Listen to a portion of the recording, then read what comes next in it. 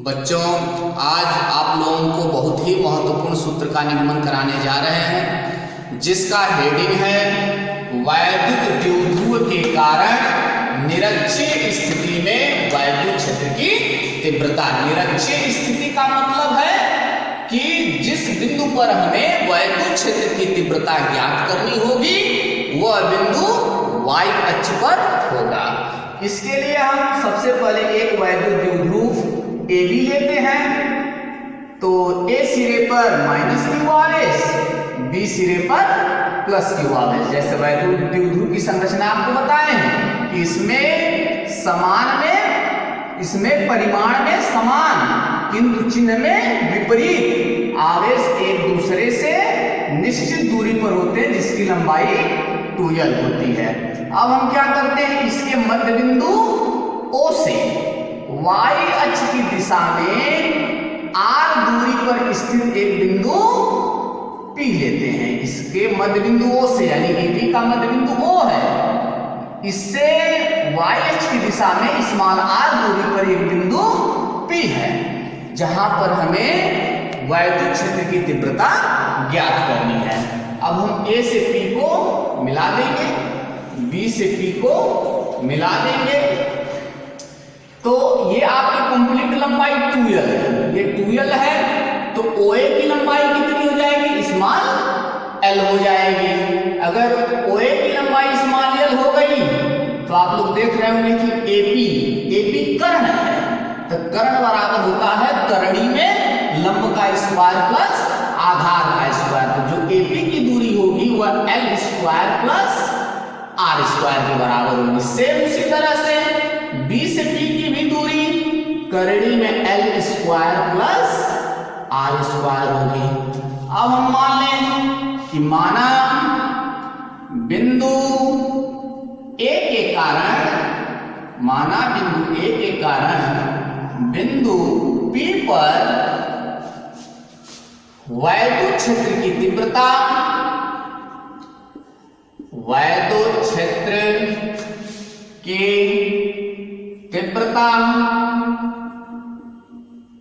E1 है, तब E1 बराबर 1/4 pi epsilon 0 Q upon R square होता है। तो यहां देखिए, यहां R की जगह A से P तक की दूरी, A से P की दूरी कितनी है, √L square plus R square, L square plus R square, इसका होल स्क्वायर, क्योंकि वैद्युत क्षेत्र की तीव्रता का सूत्र होता है E बराबर 1/4 pi epsilon 0 Q upon R square. तो यहाँ R की जगह कितना है, √L square plus R square, तो वहां पर R की जगह ये वैल्यू पुट कर देंगे। फाइनली आपको E1 बराबर मिल गया 1/4 पाई एप्सिलॉन 0 Q बटे R square plus L square. समीकरण नंबर 1। माना बिंदु B के कारण बिंदु P पर वैद्युत क्षेत्र की तीव्रता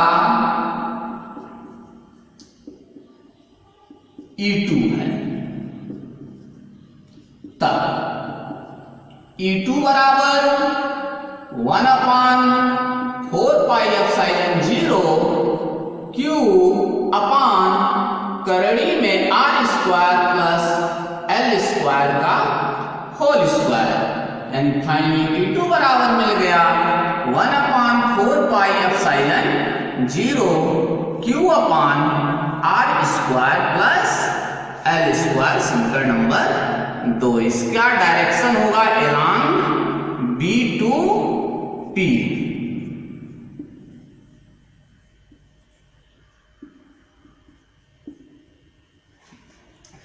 अब प्यारे बच्चों, समीकरण 1 और 2 देखिए। E1 का मान जितना है ठीक उतना ही मान E2 का है, तो आप कह सकते हैं फ्रॉम इक्वेशन 1 and 2 E1 बराबर E2। समीकरण नंबर 3। यदि बिंदु P पर कुल परिणामी वैद्युत क्षेत्र की तीव्रता, कुल परिणामी वैद्युत क्षेत्र की तीव्रता E हो,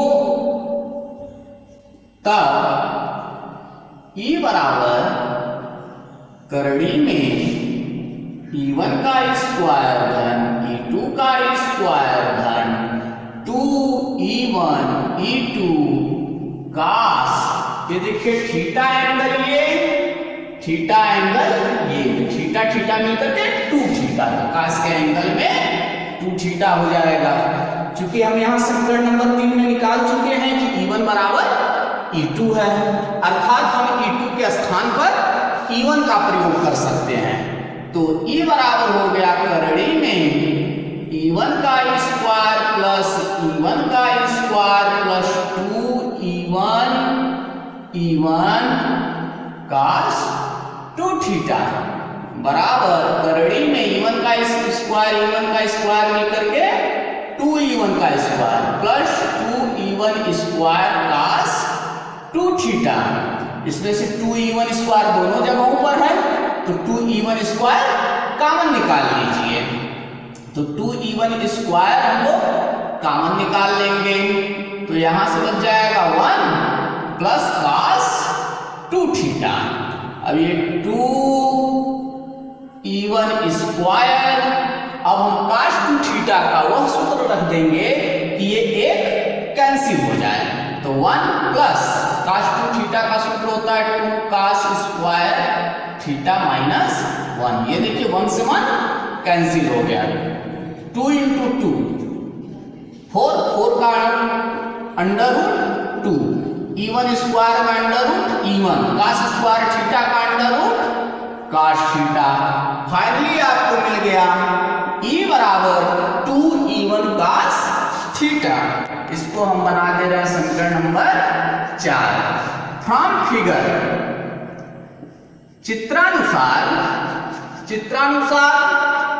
cos थीटा बराबर बच्चों होता है आधार बटे कर्ण। थीटा एंगल यहाँ है और थीटा एंगल यहाँ, तो ये भुजा आपका आधार हो जाएगा OA और कर्ण आपका AP हो जाएगा। तो cos थीटा बराबर आधार यानी L बटे कर्ण, यानी करड़ी में L का स्क्वायर प्लस R का स्क्वायर।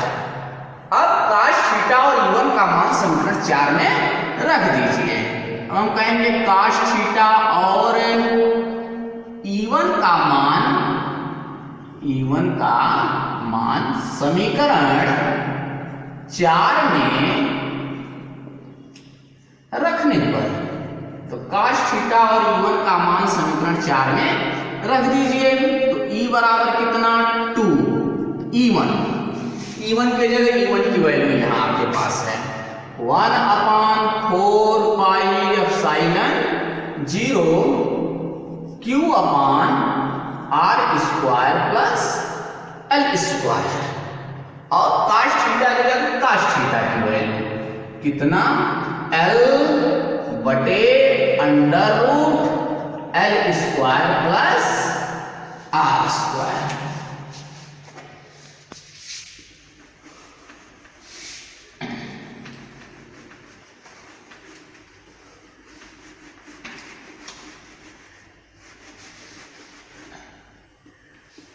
अब देखिए बच्चों, अब ये हो गया E बराबर 1/4 पाई एप्सिलॉन 0 2QL, तो इसको हम लिख सकते हैं Q इंटू 2L बटे, यहाँ देखिए R square plus L square का एक पावर यहाँ है और ये करड़ी का मतलब होता है आधा पावर, तो एक पावर और आधा पावर ऐड करेंगे ये 3/2 पावर हो जाएगा, यानी L square plus R square के पावर 3/2। चूंकि आप लोग जानते हैं कि Q इंटू 2L बराबर होता है T, इसलिए E बराबर हो गया 1/4 पाई एप्सिलॉन 0 P बटे करड़ी में R square plus L square की पावर 3/2। ये आपको सूत्र प्राप्त हो गया। अब आगे देखिए, चूंकि L R की तुलना में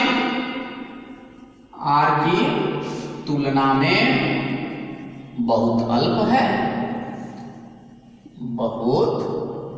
अल्प है, इसलिए R square very greater than L square.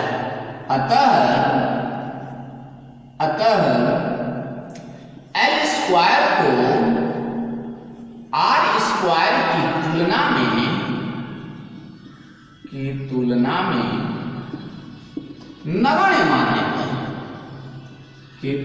में नगण्य मानने पर अब आप क्या कर दीजिए कि यह जो L स्क्वायर है इसको R स्क्वायर की तुलना में नगण्य मान लीजिए।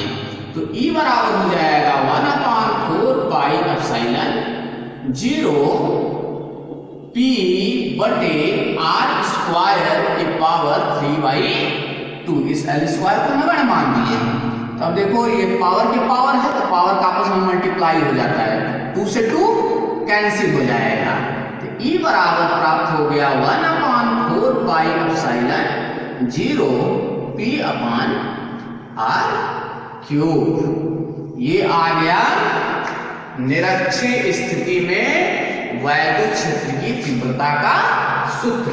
प्यारे बच्चों, आप लोगों को अच्छी स्थिति में वैद्युत क्षेत्र की तीव्रता का सूत्र मिला था 1/4 pi epsilon 0 2p upon R cube, और निरक्षीय स्थिति में मिल रहा है 1/4 pi epsilon 0 p upon R cube. इसका मतलब क्या हुआ कि अच्छी स्थिति में वैद्युत क्षेत्र की तीव्रता का मान निरक्षीय स्थिति में वैद्युत क्षेत्र की तीव्रता का 2 गुना होता है। धन्यवाद। प्यारे बच्चों, आइए एक और इंपॉर्टेंट डेरिवेशन देखिए, जिसका हेडिंग है एक समान बाह्य वैद्युत क्षेत्र में वैद्युत द्विध्रुव पर लगने वाले बलयुग्म का आघूर्ण। इसका कॉन्सेप्ट क्या है कि यदि हम किसी वैद्युत द्विध्रुव को एक समान वैद्युत क्षेत्र में रख दें तो उस पर एक बलयुग्म माने जोड़ा होता है, अर्थात उस पर एक बल का जोड़ा यानी एक बलयुग्म कार्य करने लगता है जो उसको वैद्युत क्षेत्र की दिशा में संरेखित करने का प्रयास करता है। इसे हम लोग प्रत्यानयन बलयुग्म कहते हैं। जैसे फिगर के माध्यम से समझिए, यह आपका एक समान वैद्युत क्षेत्र है जो तीर के द्वारा दर्शाया जा रहा है। एक समान वैद्युत क्षेत्र में एक वैद्युत द्विध्रुव AB, ये आपका AB एक वैद्युत द्विध्रुव है, तो यहां आपका माइनस Q आवेश, ये आपका प्लस Q आवेश, इनके बीच की दूरी 2L। ये एक वैद्युत द्विध्रुव AB वैद्युत क्षेत्र की दिशा से थीटा कोण बनाते हुए रखा गया है। तो अब क्या होगा कि इस वैद्युत द्विध्रुव पर एक बलयुग्म काम करने लगता है जो इसको वैद्युत क्षेत्र की दिशा में लाने का प्रयास करता है। जैसे ये है आपका इस तरह से रखा हुआ है, तो इस पर एक बलयुग्म काम कर रहा है। बलयुग्म का मतलब जैसे इस सिरे पर अगर एक बल कार्य कर रहा है, देखिए ये नीचे आ रहा है तो ऑटोमेटिक ये दूसरा सिरा जो है ऊपर जा रहा है। इसका मतलब कि एक बल इस पर नीचे की तरफ काम कर रहा है तो उसी परिमाण का बल इसके विपरीत दिशा में ऊपर की तरफ काम कर रहा है, अर्थात इस पर बलों का एक युग्म काम कर रहा है। इसी को हम लोग बल युग्म कहते हैं। तो हमने मान लिया कि वैद्युत द्विध्रुव AB को वैद्युत क्षेत्र की दिशा से थीटा कोण पर रखा गया है। अब आप इसकी लंबवत दूरी लीजिए, यानी आप परपेंडिकुलर खींच दीजिए, इसके कटान बिंदु को C बिंदु ले लीजिए। फ्रॉम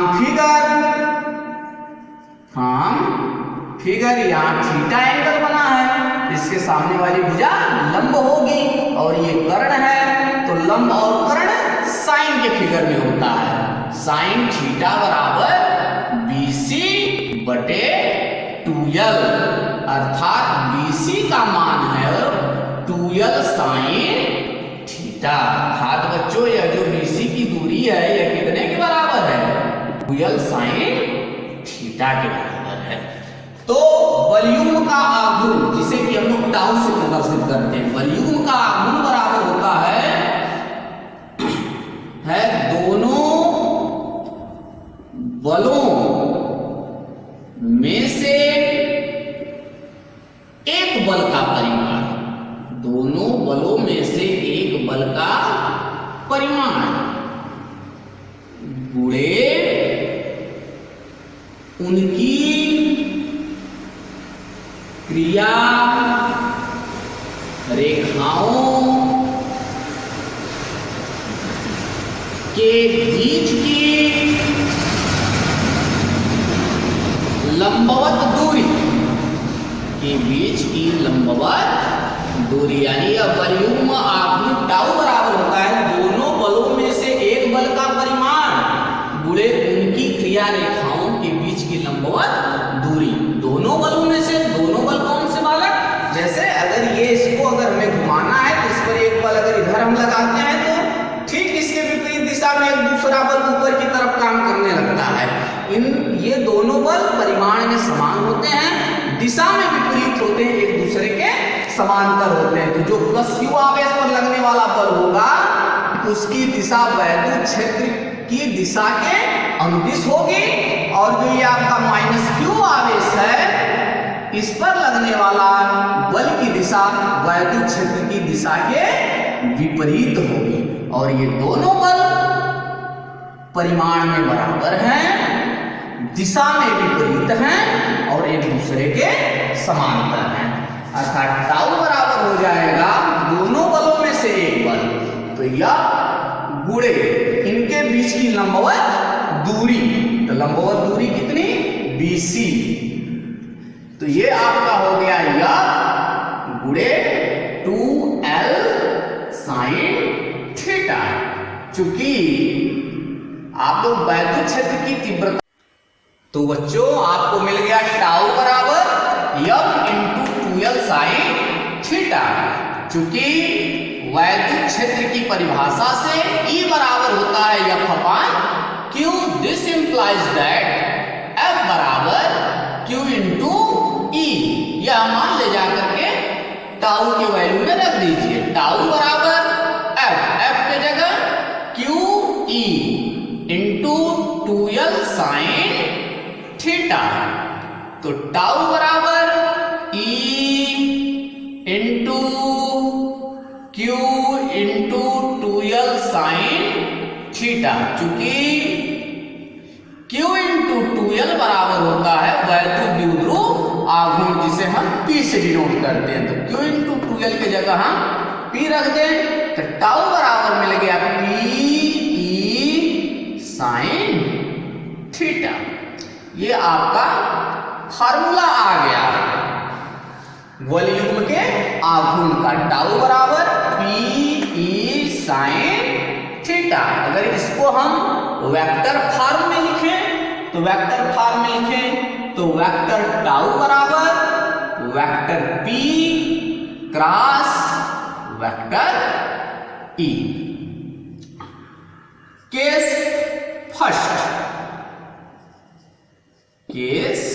फर्स्ट, इसकी फर्स्ट क्या है कि यदि हम मान लें कि वैद्युत द्विध्रुव को वैद्युत क्षेत्र की दिशा से लंबवत रखा गया था, लंबवत का मतलब 90 अंश के कोण पर रखा गया था।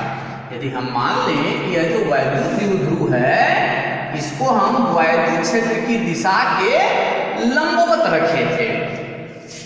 तो यदि वैद्युत द्विध्रुव वैद्युत क्षेत्र की दिशा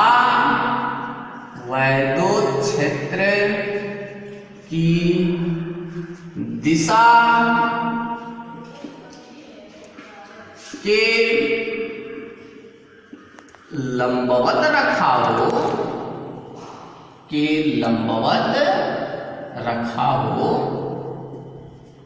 अर्थात थीटा बराबर 90 अंश। तो बच्चों साइन में जो 90 अंश का मान होता है वो सबसे अधिकतम होता है, अर्थात साइन 90 अंश का मान सबसे अधिक होने के कारण इस स्थिति में प्राप्त होने वाला जो बलयुग्म का आघूर्ण होता है वह महत्तम होता है। अतः टाउ सफिक्स में मैक्स बराबर पी ई साइन 90 अंश का मान 1 होता है।